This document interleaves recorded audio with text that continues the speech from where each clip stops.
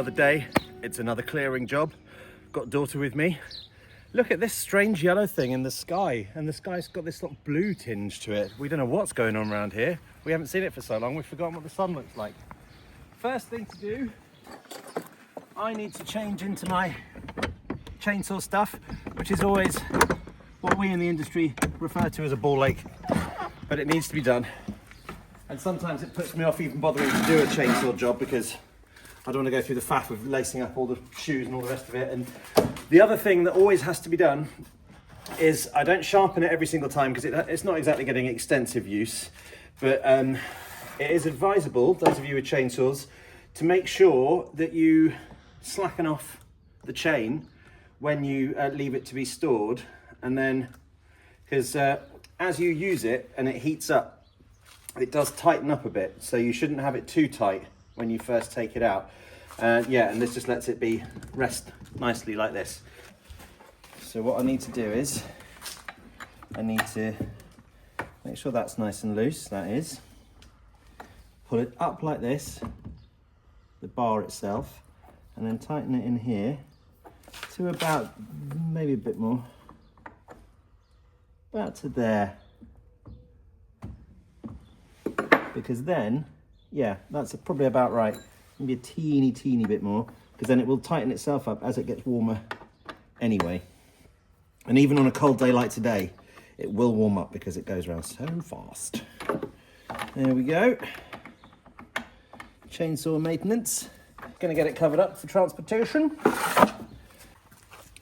Right, I figured it out, okay? With chainsaw gloves, you really, they're not, someone who's a tree surgeon told me that you don't necessarily, your hands aren't the thing that are most at risk with a chainsaw, but the one that might be the most at risk is the left hand.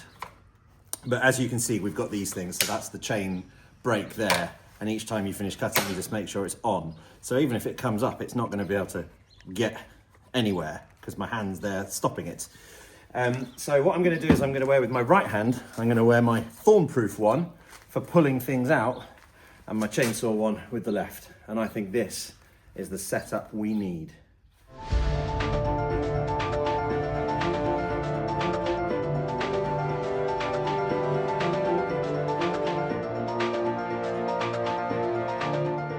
Okay, so we'll start here.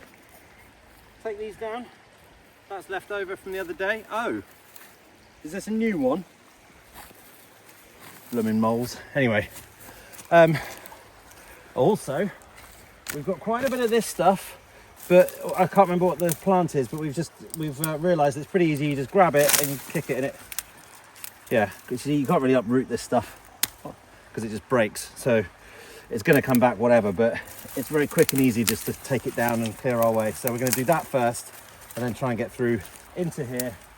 And the idea is that if you zoom out, darling, we're going to clear all of this today, and that pile will be a lovely big pile. And then we'll have to do something with the pile.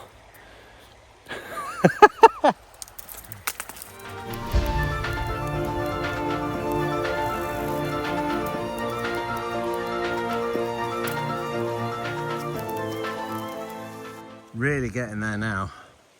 Really getting a lot of the volume out. This side next. Going to trim this tree. Going to get round to all of these bits here, because this is all broom as well. Lots of it. There's some gorse in here too. And then really, I should be cracking on with this job, which is getting this all the way down.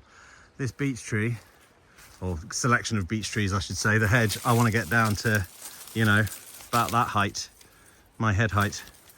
And it's almost twice that now, so yeah, that's another big job. But I'm going to start on this corner first, and we're going to hopefully open up more of this view from the orchard out across the small hog. You'll see a lot more through it, and it'll be all very pretty. That's the idea anyway. Chainsaw time. Look who turns up as soon as he hears a chainsaw engine. Hello, John.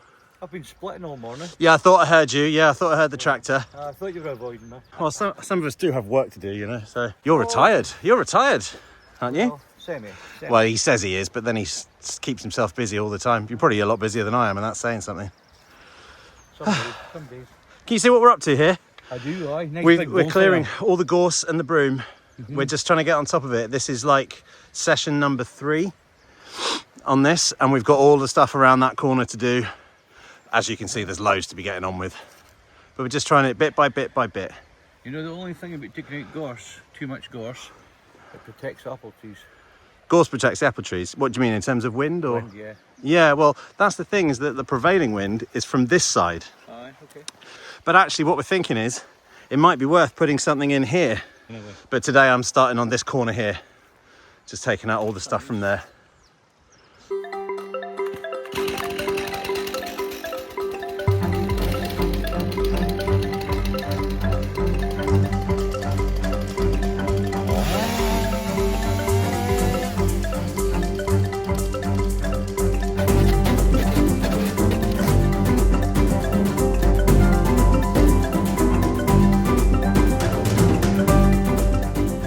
Enjoying watching me beaver away, it really would mean a lot for you to hit that like button and make sure you're subscribed to the channel. Tell your friends, tell your family that there's a crazy couple out there trying to run an 8-acre homestead with pretty much no experience.